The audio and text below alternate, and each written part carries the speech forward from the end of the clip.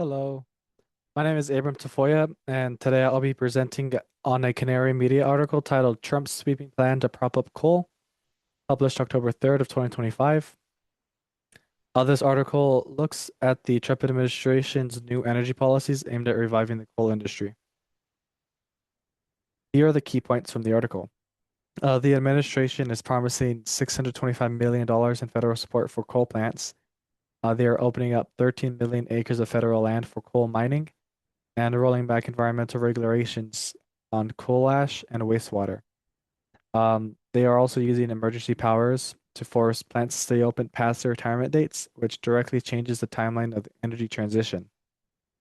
It's also good to mention that these emergency powers have historically been used for emergencies like Hurricane Katrina or even the blackout in 2003 that affected the Northeast.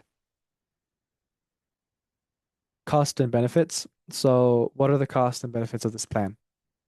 On the cost side, it will mean higher electricity bills for ratepayers, since keeping these uneconomic coal plants open could add up to $6 billion per year nationwide.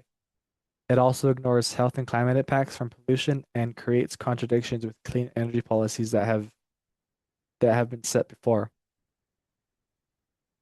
Importantly, the Energy Innovation Study found that every coal plant scheduled to retire could be replaced with solar, wind, and storage at a lower cost. Meaning that coal isn't just dirty, it is also less competitive than clean energy alternatives. On the benefit side, coal supporters argue that coal provides grid reliability and resilience, which is true. Compared to renewables, coal has a synchronous generator that can provide inertia to the grid that renewables cannot. But it protects jobs and local economies in coal communities, and it has political appeal for regions that feel left behind by the clean energy transition. Um, Connecting some of our course concepts, we have carbon lock-in. Extending these coal plant lifetimes keeps the fossil infrastructure in place longer and locks in emissions. This makes it harder to transition to renewables later on in the future. Resource landscape. The coal plants shape the local economies and politics of the communities around them. This explains why there's so much pushback when retirements are scheduled. Uh, we have some pushback right now in Pueblo, Colorado, and in the mining communities up in Wyoming.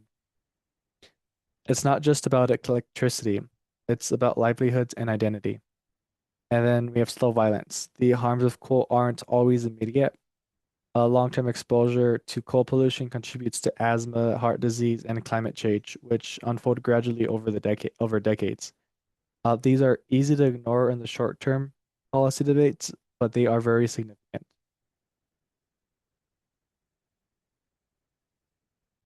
Looking at the impacts on the energy transition, in the short term, this plan will delay coal retirements and raise costs for consumers.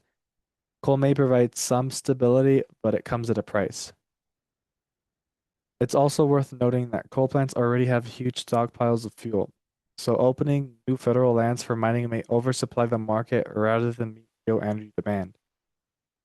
And in the long term, we see much bigger consequences with the carbon locked in mentioned before, stranded assets, and a loss of investments that could have gone into clean energy. And of course, the long-term health and climate harms continue to accumulate. So to recap, Trump's coal plan involves large federal supports, new mining leases, and regulatory rollbacks. And the short-term delays coal retirements and increasing cost, and in the long term deepens carbon lock-in and causes lasting health and climate damage. Coal may seem to provide stability now, but it undermines the clean energy transition we need for the